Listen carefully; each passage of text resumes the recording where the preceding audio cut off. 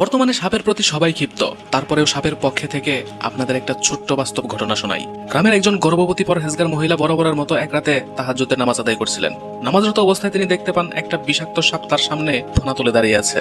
এমন অবস্থায় মহিলাটি প্রচন্ড ভয় পায় এবং কোন রকমের 2 রাকাত নামাজ শেষ করে পাশে থাকা ঝাড়ুর গোড়া দিয়ে সাপটিকে সজোরে আঘাত করে। সাপটি ঘরের টিনের বেড়ার নিচ দিয়ে কোনো ক্রমে পালিয়ে যায় ঠিকই, কিন্তু মহিলার আঘাতে সাপটির মাজা গুরুতরভাবে ভেঙে যায়। মূল ঘটনা এখান থেকে শুরু। কিছুদিন পর মহিলাটি একটা ফুটফুটে বাচ্চার জন্ম দেয়। কিছুদিন পরই বাচ্চাটির মাজায় ফোড়ার মতো কিছু একটা হয়, যা ধীরে ধীরে মারাত্মক ঘায়ের আকার ধারণ করে এবং বাচ্চাটির যেদিন 2 মাস বয়স সেদিন সে মারা যায়। বিষয়টা তখন সবাই স্বাভাবিকভাবে নিলেও পরে মহিলাটির আরো 3টি বাচ্চা ঠিক একইভাবে একই সময়ে মারা যায়। কোনো উপায়ন্ত না পেয়ে মহিলা এবং তার পরিবার একজন বড় হুজুরের কাছে যায়। হুজুর তাদের দেখার সাথে সাথে বলে দেয়, তোমাদের সাথে যা হচ্ছে তা সবই ওই সাপের জন্যই হচ্ছে।